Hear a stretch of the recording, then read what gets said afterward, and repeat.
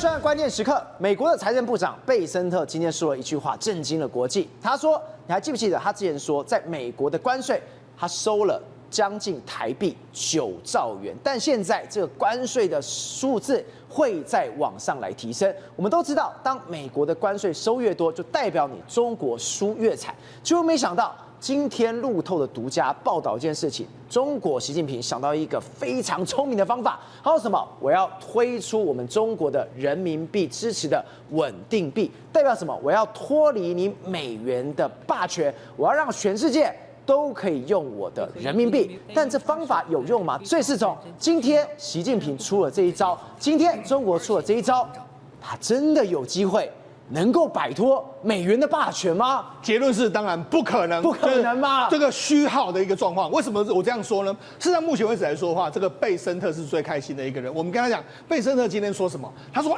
我之前曾经跟大家说过一个数字，说今年的这个美国的关税收入会达到3000亿美金啊，折合新台币是9.07兆。”他现在说什么？我现在不好意思哦，我现在宣布我要大幅的调高关税的预计的这个收入。好，那为什么会大幅调高？赵，你知道为什么吗？因为他是中国收55%嘛，对印度收了50%嘛，当然要大幅调高，就赚翻了。对，他说我们非常满意跟中国的关税的状况，现在运作的非常好，所以中国的关税，中国是关税收入最大来源，所以东西如果没坏就别修。所以他的意思是什么？意思是现在美国政府啊。大把的在数钞票啊，就是从这个中国送过来的钞票。那中国当然想要摆脱这个状况。这个路透社独家说，中国考虑推出人民币支付的这个稳定币，然后以供全球的货币使用，就是说我要取代你美元的意思啦。可赵，你觉得这个有用吗？为什么没用呢？第一个，川普不是有说过吗？你哪些国家敢给我用这个不是美元的时候呢？我要对你制裁。对，所以光是很多国家他会用这个人民币的吗？他根本都不敢用嘛。第二个，我跟他讲，他这个所谓的这个人民币的这个稳定币。照你知道，我们现在很多人用这个美元的稳定币，像有人会用泰达币，对，用泰达，因为泰达币跟美元是挂钩1:1嘛。那所谓人民币的这个稳定币，就是它跟人民币是1:1，但是它后面要有一个信用的东西嘛。像这个所谓的美元的这个稳定币是用美债，那中国要用什么？用中国的国债。那问题是中国国债好，那我可以照我问你，中国现在有资本管制啊，那我这个稳定币我可以流到海外去吗？不能啊！如果我能流到海外去的时候，照我跟你讲，这个贪官绝对用这个方式就把钱流出去了，洗出去。对啊，所以我就讲，这根本不可能嘛，所以我才说为什么这些没有人要用，就是因为这基本上跟中国的政策就是完全在自己打脸的一个状况嘛。志忠，我们刚刚特别提到路透这个独家，现在中国习近平是玩真的，是他说中国高层的领导人最快。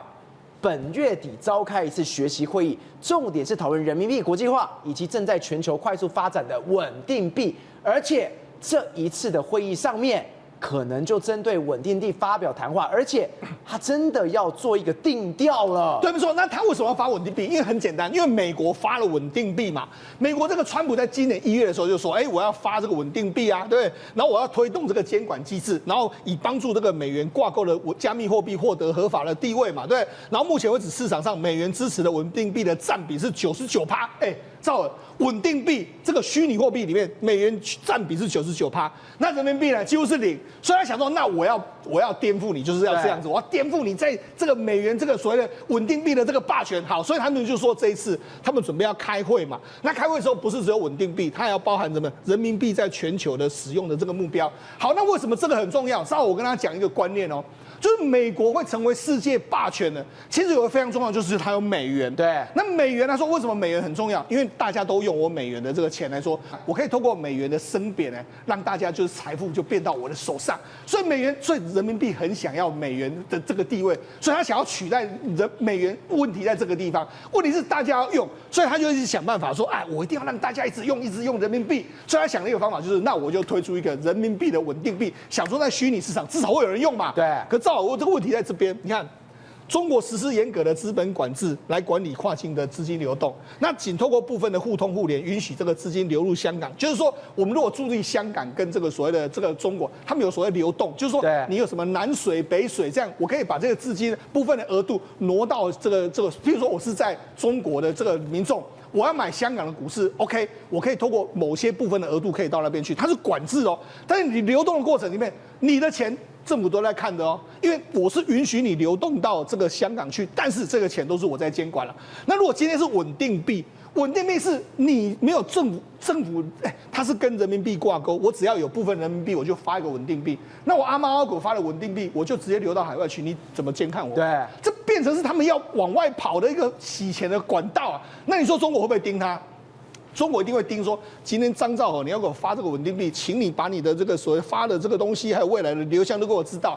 那请问谁还要用这个稳定币？那他就用人民币就好了。所以啊，我用稳定币，我还是会被你追踪。对啊，我去买了什么，我钱流到哪里去，我给了谁，是都在你的眼皮子底下。所以我才说这个叫做脱裤子放屁。你只要有资本管制，然后你要知道这里面是谁买的，你觉得有人要用吗？不要，不要用。这个跟完全的所谓的泰达币是完全不一样的概念。所以我才说中国方面来说，他们想要取代美元想风头了。但是我跟他讲，这个完全没有用的一个状况。那我跟他讲，为什么中国一直想要这个所谓的人民币要变成世界霸权？我跟他讲，你要成为世界霸权，就一定要人家用你的货币。可是我们来仔细看哦，这是全世界 SWIFT 就是国际的这个交换的这个基金。好，国际的交换银行里面的交换比重，你看，2025的这个七月的这个时候，你看第一名是什么？美国啊，你看美国的占比这么高，然后再来是什么？欧元，然后再来是这个英镑，再来是日币，然后再来是加拿大币，再来才是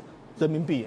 人民币使用率才2.88%，你说它现在只到第6名而已。对啊，是啊，没错。那你就知道就这样。好，那像这个一样，它在这个within这个 Eurozone， 就是在欧元区的时候，你看美金有18%，然后这个欧元区的话是3%，然后这个英镑是5%，然后这个日币是5.4%，加拿大币是3%，这个人民币是1%。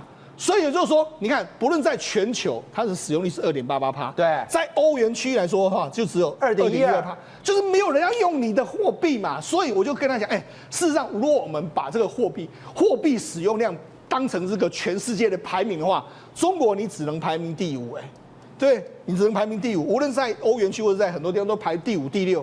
那这是什么意思呢？排第6，那什么意思呢？中国经济是第2，就没有它的货币没有人要用，排到第6，所以呢，事实上表示什么？表示它的实力，它的人民币，国际上大家都不欢迎人民币。这真的太扯！你看到哦，它在2024年哦，它的同期，对，我们刚看到这张图，是它在去年的时候，它还有4.74，对，结果2025，我的朋友嘞，你们不是都用我的钱吗？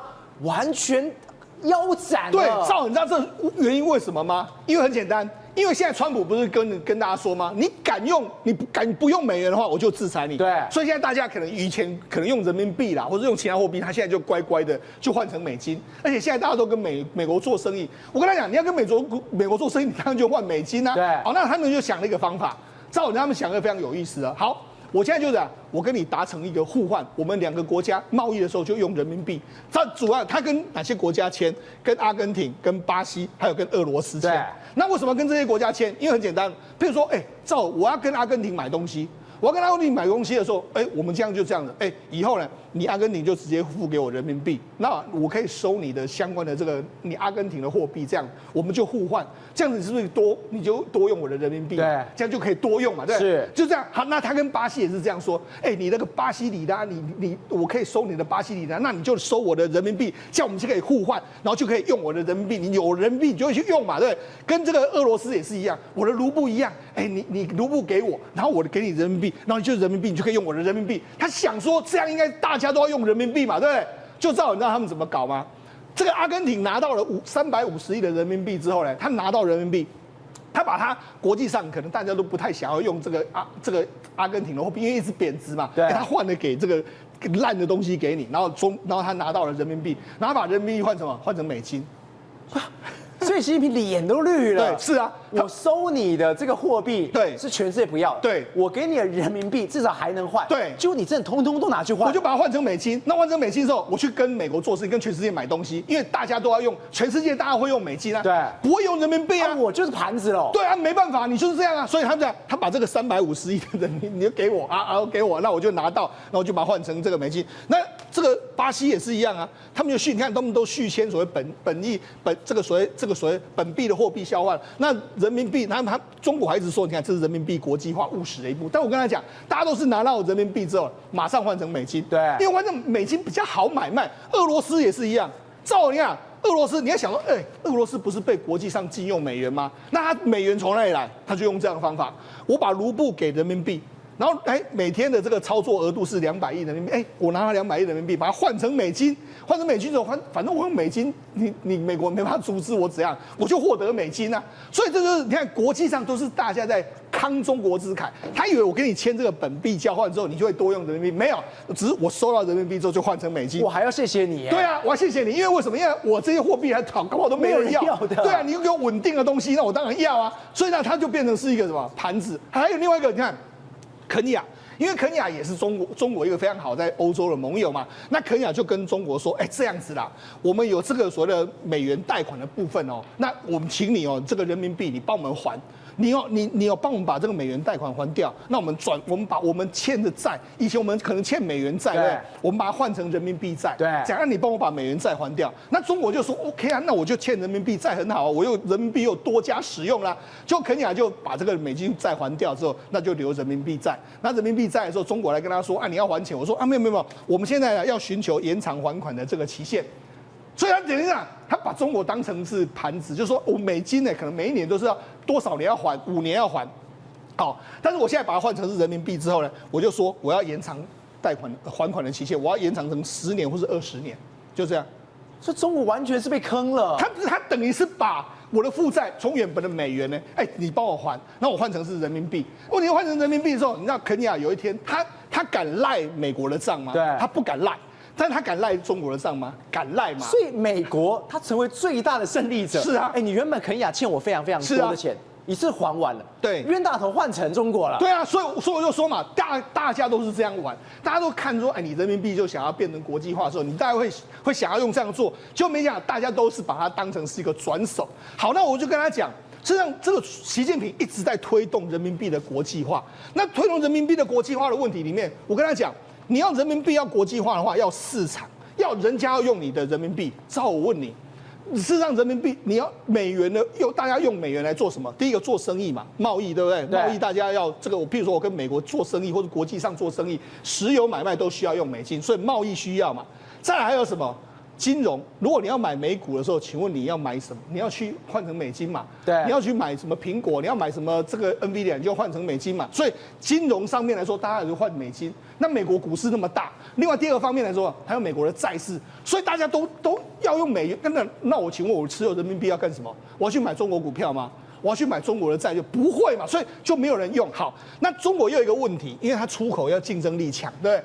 那出口就是说我要卖东西到海外去比较便宜，中国就是一直当世界工厂嘛。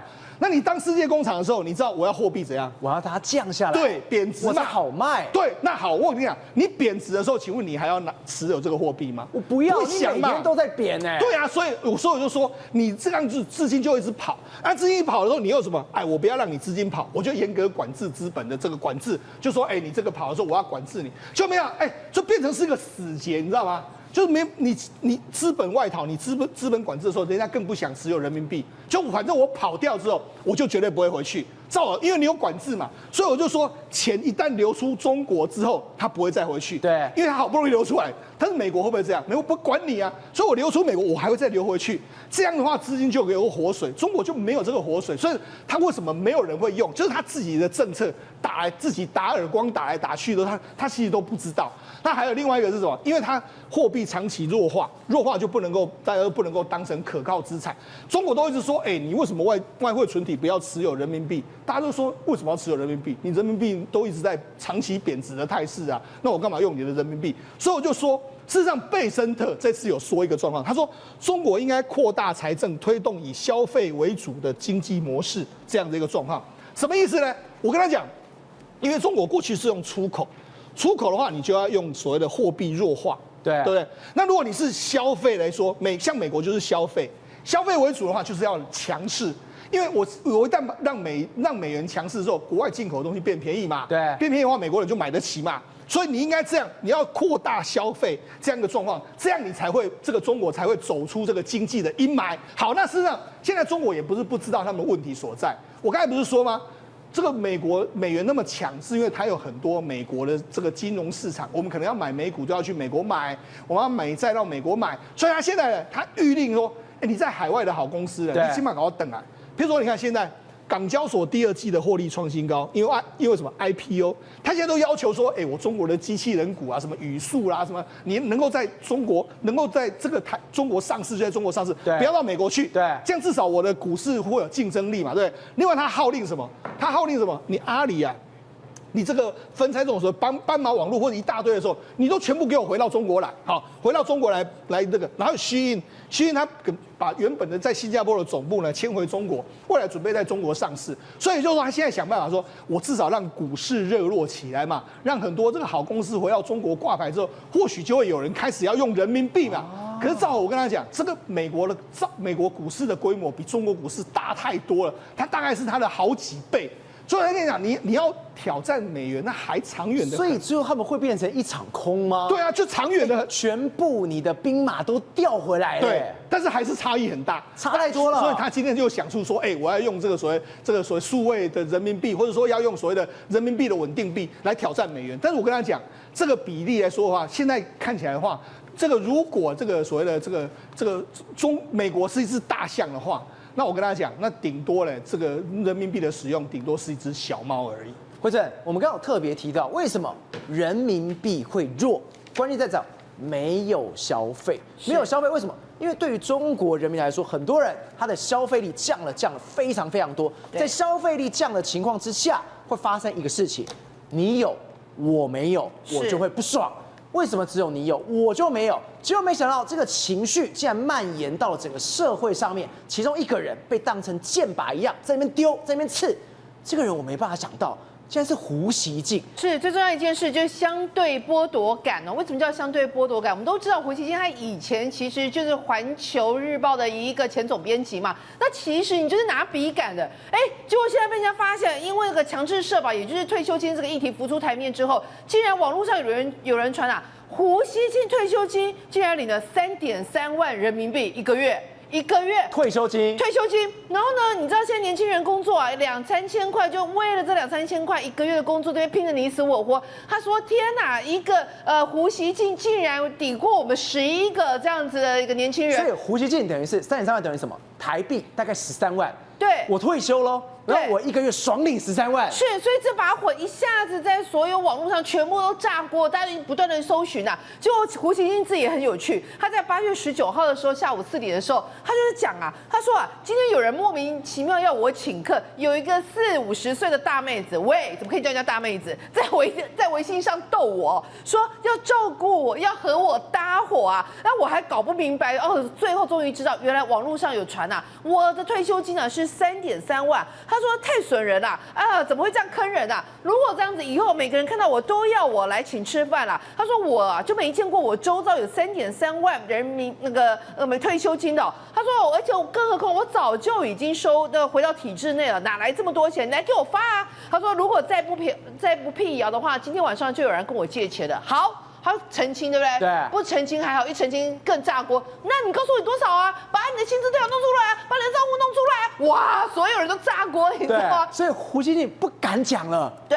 大家就心想说，你没有这个3万3，你应该有个2万8之类的吧？就每个人叫他弄出来，就瞬间没有人敢讲。然后我跟你讲哦，这把火真的已经不断的点燃，现在大家都开始PO 的自己的薪资条2000多啊，甚至有人偷出海口有那个公家部门哦，包括文化局啊，包括这一些什么旅游局啊，研究生薪水3000，月薪3000，研究生、硕士生，这样子从那个一整个月下来也才3000相当于什么？是你胡锡进的零头啊，尾数啊！所以你知道吗？为什么这些年轻人会那么生气？人家开始把你祖宗18代都挖出来，挖出他在2013年的时候呢，那时候啊，他可能还在《环球日报》，他怎么样的？他去到中国跟德国的一个媒体交流，他就说他趁着这一次的媒体交流的时候，2013年6月到了德国去，结果自己改变行程，在那里多待了3天，而多待的这3天，竟然还给我报公账，哇！马上爽完3天报公账，然后被挖出来，因为那时候就被那个人民日报就骂他嘛，因为人民日报是母报嘛，然后环球时报是他的子报，就骂他说你怎么可以这样做？就你看。过往已经12年前的往事，现在都把你刨出来，就是跟你讲说，你们这些老贼凭什么领那么多？我们中国的江山就被你们这些老贼给啃光了，那我们这些年轻人哪来的未来？所以这一把火就瞬间炸开啊！不是只有胡锡进，其实说实在的，在所有贪字辈里面，胡锡进还不算个咖。为什么？我们现在来看，哇，中国证交会的前处长，他是最资深的一个处长，但你说处长有多大吗？应该也还好，不得了了，不得了了！小官巨贪，他在他家现在搜出多少？3吨的现金，3吨。我有没有听错？3吨？对，怎么形容？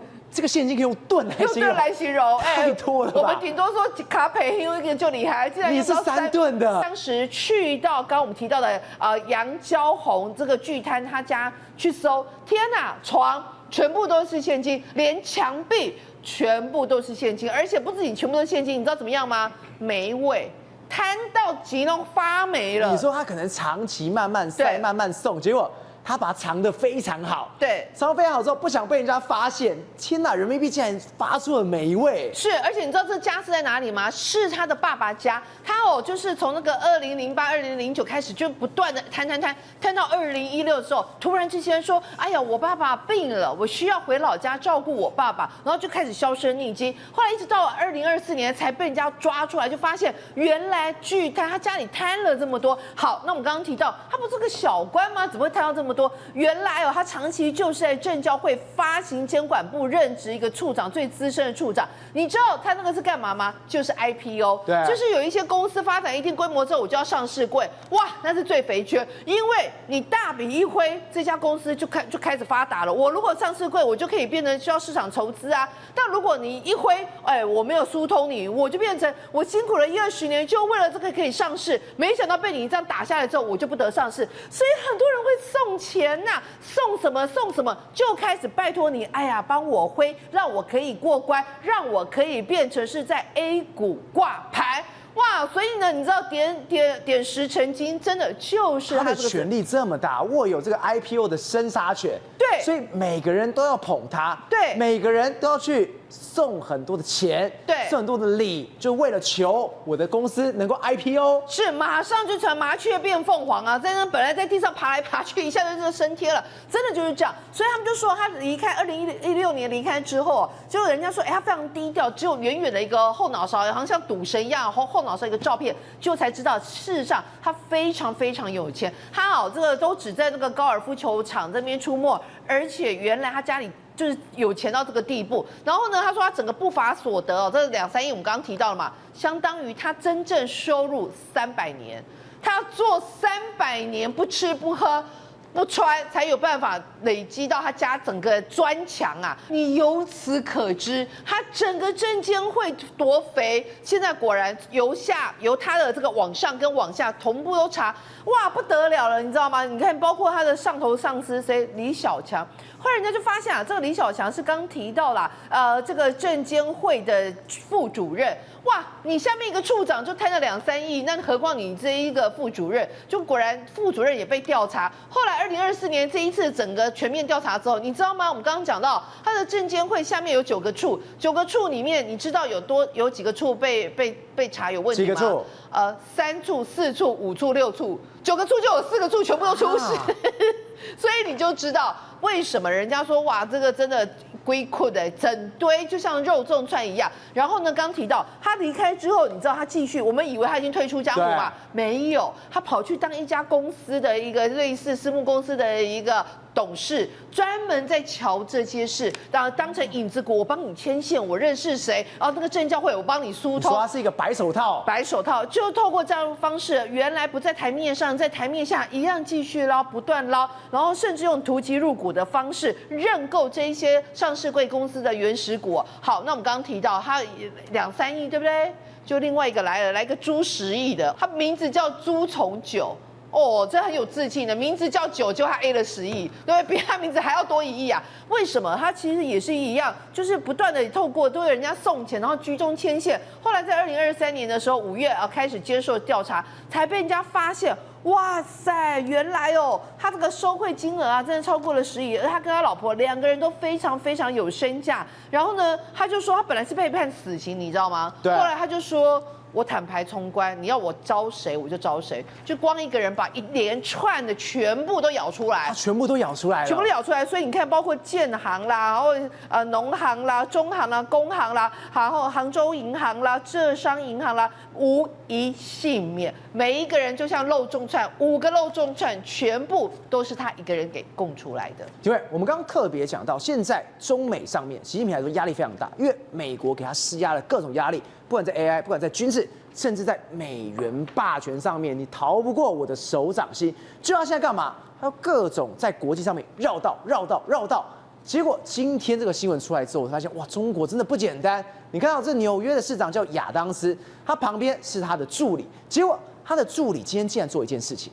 他竟然去行贿记者，然后怎么去行贿？你看到这一张照片，他竟然把钱塞在了洋芋片里面，就一大叠。结果这记者不买账之后，他就踢爆了这件事情。就最好笑的是什么？这个助理竟然说：“哎呀，这个时候文化不一样，这代表什么？哎，你中国的陋习也太多了吧？”对，其实这件事情应该说严肃来看待这件事情哦。为什么呢？因为就代表说中国已经派了很多人渗透到美国的各个阶层去哦，所以这就为什么说川普一直要先要把中国清出去的原因哦。对，因为他会影响到选举，这就是一个典型影响选举的一个案例哈。那为什么呢？因为这一位人物就是亚当斯，他是这个纽约市的市长，但是因为之前有一些贪渎案，有一些这个案子来讲的话，那后来呢被这个所谓的起诉，现在来讲的话，纽约市的市长是重选的概念哦，所以他在竞选，那他本身呢，现在就是以独立参选的方式在参加这个选举哦。对。结果没想到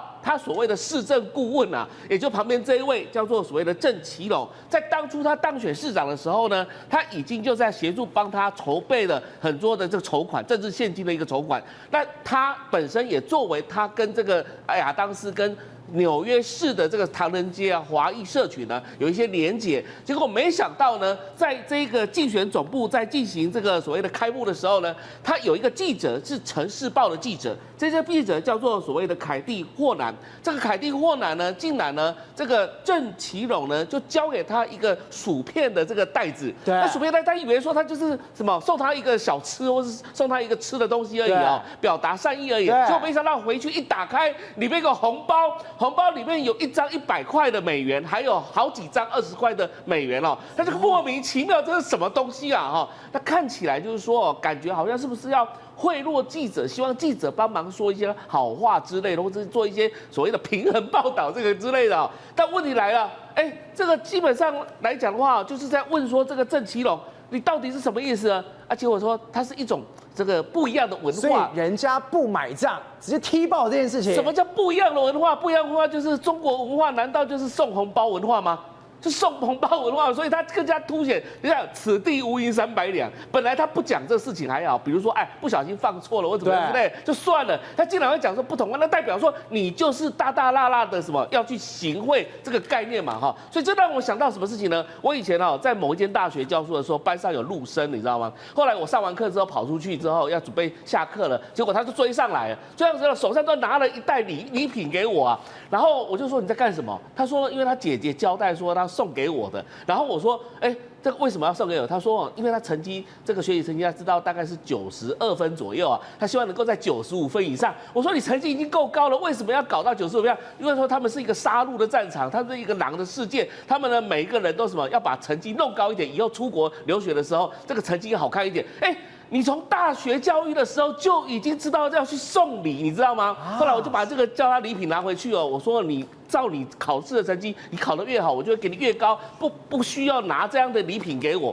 这什么意思呢？中国人做事情送礼送文化送惯了，而这个文化呢，他把它推广到美国的这个竞选当中、选举当中，所以可以想象得到这样的情况之下，不弄还好，一弄下去来讲话，这个亚当斯可能又没办法当选了，为什么？又被查了，因为被查，你是不是又开始贿赂、买票之类的这个东西来讲，这个 FBI 绝对会下去查。所以现在纽约正在选举他们的市长，而这一个郑其龙呢，也被查出来，过往他跟中国之间的关系非常绵密。他曾经带过这一个亚当斯呢，因为亚当斯本来是布鲁克林区的区长，后来他是因为他的族裔然后后来因为那个地方都是民主党基本上有60%的选票都是属于民主党，所以他们呢这个当选之后呢，他就带着他的市长到中国访问过6次，而基本上中国那边都有落地招待，都有什么中国对外发展友好协会啊等等之类的来接待他们。所以这个郑其龙平常也没有在什么主持什么公司之类的，为什么他手上那么多的这个资源，为什么有那么多的人脉？其实大家都觉得怀疑说是不是有中国刻意这个把它布线到美国去，而影响美国相关的选举哦。那他可能是个冰山一角，可能接下来的话，川普政府会大肆的去清查，到底有哪些窝藏在美国影响美国选举的华人。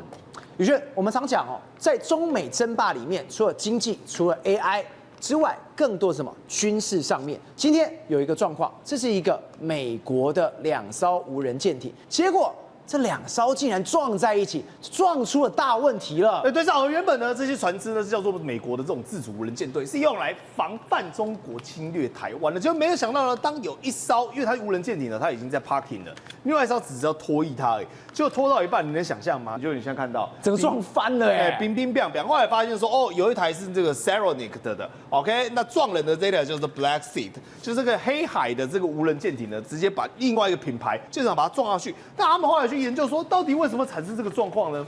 后来发现，原来跟后面的工程师有关。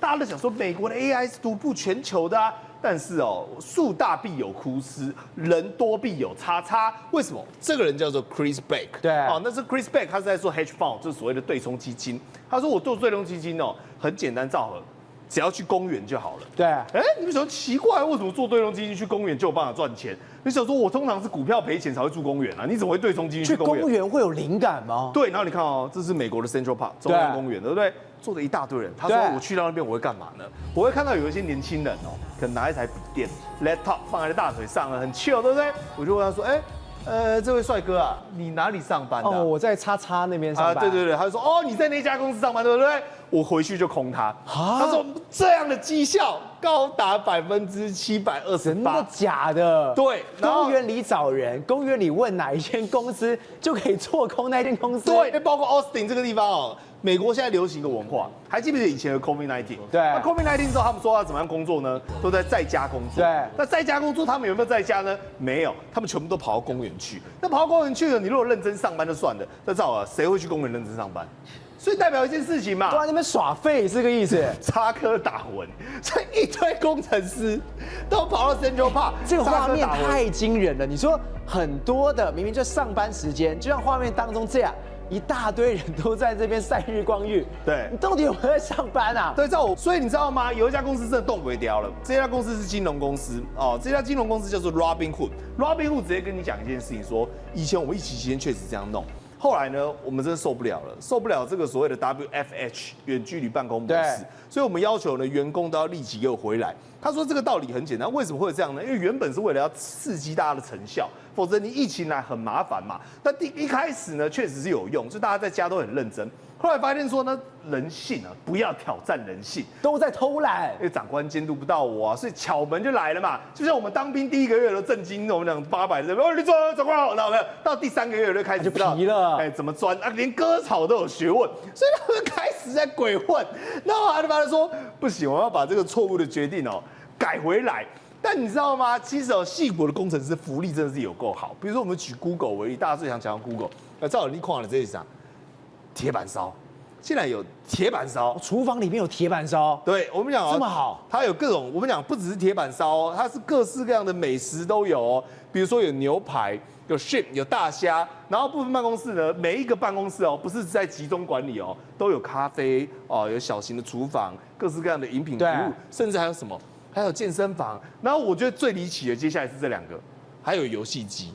他就想说，哦，你看，我们让你这是小时候最常玩什么弹珠台，对，因为慢慢抽上去的那一种，这边通通有。对，他把习主席的精神发挥极致，叫做劳逸结合 ，OK。结果呢，没想到变成义劳结合，最后变成是只义哦，这只有都我们讲劳逸哦，反正全部都在义，你知道吗？然后甚至还有什么？还有攀岩墙，对，哦，就怕说你上班做电脑身体不太好，身心不舒畅啊，所以让你可以去爬墙。那到最扯的其实是什么保龄球道啦，还有舞蹈工作室，还有提供课程。换言之，这福利真的很好哦，就是希望他们能够发挥创意。但我觉得 Meta 这个就有点过分了。来，赵尔，你看到这个画面，你会想到什么？你看哦日本的食堂吧？对，日本的食堂，对，对有没有像我们百货公司美食街？对，美食街嘛，就像一排排的嘛，有这种饭啊，有这种回转寿司啊，有料理啊，然后还有披萨。不好意思，这是 Meta 的办公室。不是这画面，我看到我肚子都饿了。对，这是 Meta 的办公室哦。现在这个时间，大家都要吃宵夜了。对，就是你要吃什么呢，都可以去吃，而且完全是什么，你知道吗？无料 ，free， 哦，就免钱。就是随便你拿，你只要胃口够大，你爱怎么吃就怎么吃。所以我跟你讲，美国这个是有好有坏。也就是说，当他对员工非常好的同时，待遇非常人性化的同时，希望能够激发他无限的创意。但是呢，人性往往的怠惰呢，就会让他呢跑到公园去，在那边鬼混。你再继续在公园鬼混，恐怕你就要住公园了哦，真的没错。为什么呢？因为其实哦，现在大家之前有讨论到 AI 的发展兴起之后呢，包括最上层的跟最下层的呢是不会受到影响的，但偏偏这种中阶工程师很有可能他的工作都会被取代。比如说这个21岁的这个米什拉冈哦，他是从名校里面毕业哦，工科系的哦，结果他说我投了5000多份履历，5000多份履历哦，终于拿到一份了。终于拿到一份，你知道拿到是什么吗？是素食业，是墨西哥 Mexico。哦，可能是说要吃我们讲的墨西哥卷饼这种，只有这个回复我而已。不是，这太夸张，他是名校，对，资工系，对，现在不是这种最夯的吗？对，他是普渡大学的啊，没办法，因为现在全部都用 AI 了啊，没有人需要你。那活在公司里面的人都在吃位素餐，哎，不是，就是说都在那边吃好料的。OK， 那另外有一个叫扎克泰勒，他一样哦，他是奥勒冈州立大学的，他一样也是资工系哦。哎，他说我最喜欢写这种电玩的程式哈。那我过去呢也曾经投过一大堆履历，投了5762份。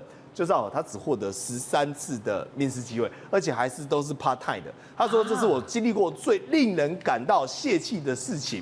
那为什么呢 ？AI 是不是抢走你的工作？对，就你的面试官也是 AI， 但是用 AI 来去检查这些人所有的履历，然后 AI 来判断说这些人哪一个好，哪一个坏，然后哪一些加分，哪一些有 bonus， 然后把它汰除掉。就是我因为你丢工作，就你还来审我的工作，那你知道更选的来咯。这些学生后来学乖，你知道他们怎么做吗？怎么做？我叫 AI 来帮我写履历，我就问，我想这变成是套逻辑了，变得无限循环，很可怕。所以各位你想想看啊，的确这是一个金饭碗了啊，所以我们讲镶金戴银的，但是偏偏呢现在的门槛恐怕是越来越窄。宏观取材，厘清真相，犀利精准，深入剖析，时刻掌握关键，新闻时事不漏接。老时段，新气象，我是钟浩和，关键时刻2.0，全新出击。